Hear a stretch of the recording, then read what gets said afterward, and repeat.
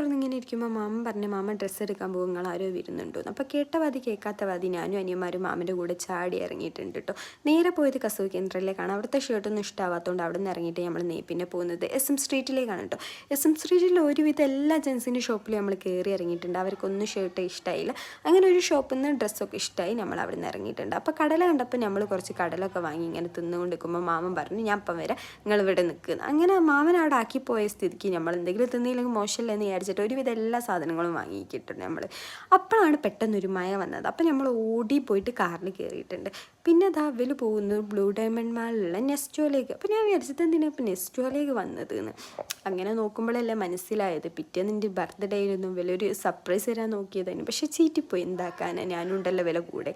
വില എനിക്ക് സർപ്രൈസ് ആയിട്ട് ഒരു ബർത്ത്ഡേ കേക്ക് സെറ്റാക്കാൻ നോക്കിയതായിരുന്നു. പക്ഷേ നെസ്റ്റോന്ന് ഒരു കവറിലൊന്നും ഇട്ട് തരാത്തതുകൊണ്ട് ഞാൻ പിടിച്ച് കിട്ടും.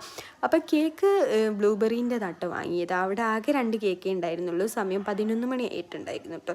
ഈ കേക്ക് തന്നെ കിട്ടിയത് വലിയ ഭാഗ്യം എന്നാണ് വിചാരിക്കുന്നത്. പിന്നെ എനിക്ക് കട്ട് ചെയ്യാനൊരു കേക്ക് കിട്ടിയാൽ മതിയല്ലോ.